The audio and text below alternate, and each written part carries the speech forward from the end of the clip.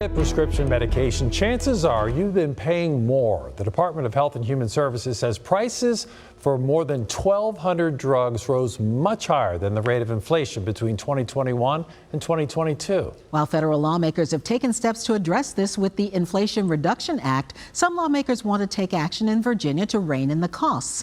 Our Cameron Thompson is live at the state capitol to fill you in on what's being proposed.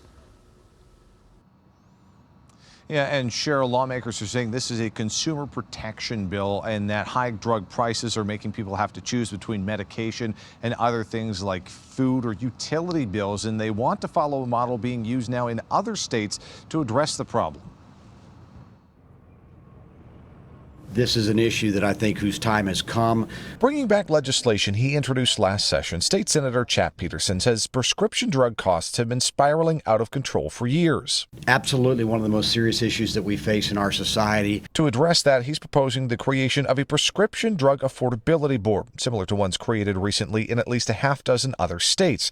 Their task, review high initial drug prices or rapid increases, determine if they're warranted, and set what's called upper price limits if not. Have a data-driven process where experts in the field are able to hear testimony, look at the facts, and determine if we're seeing the price of a drug go up by 36%, 4 times the cost of or the rate of inflation. Let's hear the explanation for why that is. The federal government reported the cost for over 1,200 drugs rose faster than the rate of inflation between July 2021 and 2022. Janiyah Moore says her copay for her asthma treatments have increased fivefold, leaving her debating how to spend her money. Choose between paying for my medication or even investing in higher education, or my medication, or even paying my electricity bill. I really understand and support any efforts. Meanwhile, Susan, talking to CBS 6 outside a local pharmacy, says she's dealt with the issue as a clinical social worker, helping the and underinsured find affordable medication. At one point, I was working almost exclusively with HIV patients,